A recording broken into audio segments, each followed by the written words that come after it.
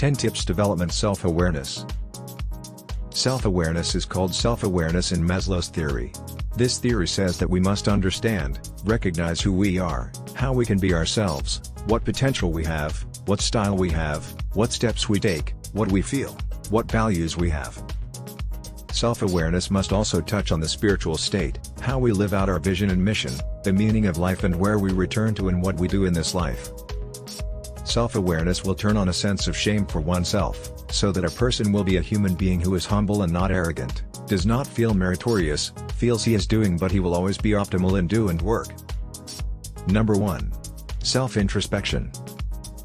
Proficiency in self-introspection will bring about self-awareness, so that it will give birth to individuals who have sensitivity to goodness, are able to distinguish between good and bad and are able to know themselves. Number 2. Use qualified assistance. When it comes to giving you comments that will increase your level of self-awareness, a skilled coach can be of great value. Check their credentials and certificates initially, however, to make sure they can collaborate with you in the manner you require. A skilled coach may also assist you in analyzing other people's criticism and use it to aid in transformation. Number 3. Record notes about yourself. Making a note of your expectations for the outcome of a significant choice might be beneficial. What do you believe will happen?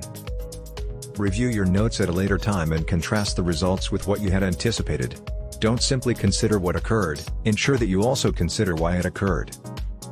The contemplative exercise known as feedback analysis was described by management consultant Peter Drucker as the only way to identify your talents. Number 4. Consult another person. Ask those you know and feel comfortable with about their opinions on your personality, routines, needs, and ideals, so that they are more likely to be sincere and provide you with a valid response that is insightful and helpful. It could be useful to ask for this input anonymously. Number 5. Pose insightful queries. A skill that can be extremely helpful to you and your company is the ability to ask effective questions. However, it can be more difficult to remain objective about receiving unfavorable criticism when the topic relates to your own performance. You demonstrate self-awareness and a desire to learn when you indicate that you are equally open to all sorts of comments. Asking questions serves as a good example of how to solve problems and make decisions in a way that benefits everyone in the organization. It also teaches others that learning new things regularly is a positive thing and that it's okay to not know everything. Number 6. Take advice without defending it. It's important to listen to criticism without defending your position or course of action when you've asked for it. People won't continue to offer you feedback if you don't. Additionally, if you are occupied defending yourself, you are likely to overlook what the other person is trying to say. However, you are more likely to hear what you need to hear and learn from critique if you listen and accept it without defending yourself. Additionally, you will establish a relationship of trust with them that will make them more likely to continue providing you with constructive criticism in the future. Number 7. Be adaptable to change. If you're not actively interested in developing your leadership abilities and self, you can't become self-aware. You must consistently check in and refocus your efforts if you want to succeed, since it requires prolonged work and focus.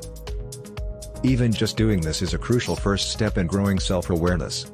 But wanting to get better is only half the battle, you also need to be willing to adapt. Change is something we naturally avoid because it makes us uneasy. However, real change can only occur when we have the desire to break a habit or behave in a certain way and the self-awareness to hold ourselves responsible for that change. Number 8. Recognize the personal behaviors that are preventing you from moving forward. Each of us has specific routines that prevent us from being present and conscious. They resemble inactive mental processes that sap your energy or draw your attention away from the task at hand. Developing your self-awareness can assist you in reprogramming your brain towards positive behaviors, which will help you become a better leader. What are your negative habits? You don't even have to modify them at first. To begin changing course, simply train yourself to become aware of them. Number 9. Accept your hunches. Successful leaders are willing to take the risks connected with their gut feelings and trust them. Our instincts, which are founded on the idea of the fittest surviving and our desire to achieve, direct our next steps and establish our priorities. Learn to follow your instincts and to believe them. Number 10. Consider others as well.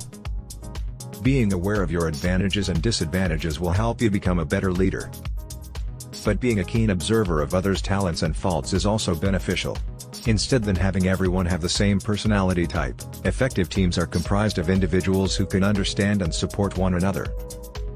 Bringing in a variety of personalities will also help you become more self-aware and appreciate the diversity that is inherent in successful patterns. If you are